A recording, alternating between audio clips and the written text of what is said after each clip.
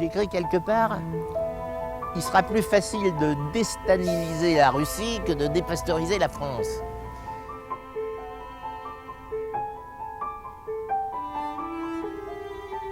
On ne veut pas entendre parler de quelque chose qui est en contradiction avec les dogmes installés.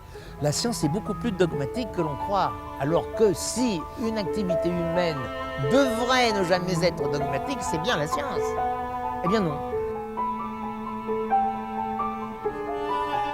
La vérité ne peut triompher que si des hommes se battent pour elle avec beaucoup d'énergie et de courage et sans aucune garantie de succès.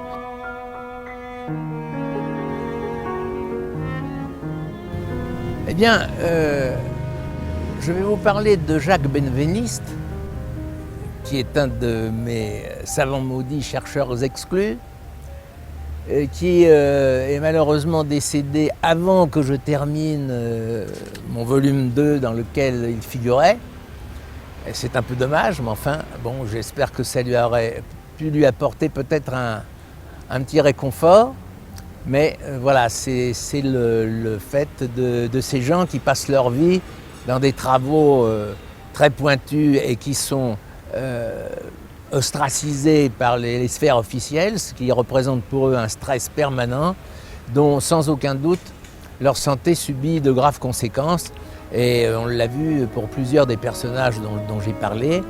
Et d'ailleurs là on retrouve ce processus que nous avons vu se reproduire pour beaucoup de mes savants maudits, de gens qui consacrent leur vie vraiment à la réalisation d'un projet auquel ils croient, de quelque chose qui est tout à fait valable, dont ils sont certains de la valeur, qui est prouvé et démontré par de nombreux autres, et qui, devant cet échec qui pour eux est incompréhensible, qui ne parviennent pas à admettre, ils savent que ce qu'ils ont proposé a de la valeur et serait profitable à tous, et ça ne passe pas.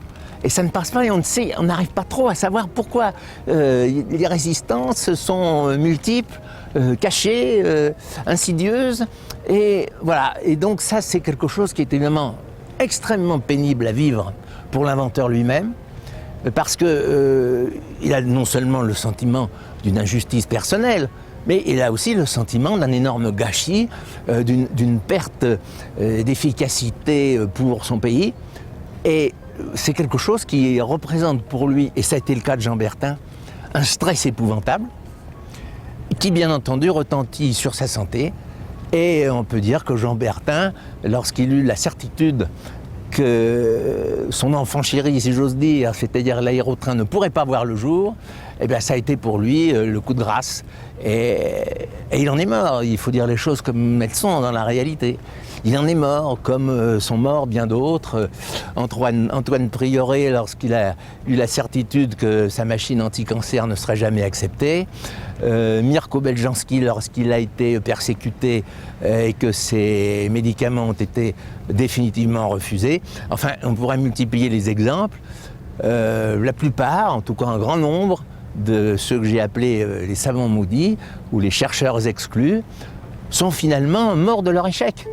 Alors que c'était la plupart du temps des gens vraiment taillés dans le roc, qui avaient une volonté de faire, un enthousiasme, un dynamisme extraordinaire, et qui se sont usés dans ce genre de lutte, de combat sans merci. On nous parle depuis quelque temps assez souvent du diagnostic précoce du cancer. En fait, un vrai diagnostic précoce devrait pouvoir prendre le cancer véritablement à son début, et c'est presque impossible, puisque tout au début, il n'y a que quelques cellules, quelques dizaines de cellules, ce qui représente une masse beaucoup trop infime pour qu'on puisse la déceler. Et en fait, lorsqu'on arrive vraiment à diagnostiquer le cancer, il est déjà tard, c'est-à-dire que vous avez déjà une petite masse relativement importante. Et pourtant, un médecin français, le docteur Ernest Wilkes, a inventé, il y a déjà un certain nombre d'années, le moyen de dépister vraiment le cancer dès son origine. Et tout simplement par une analyse du sang.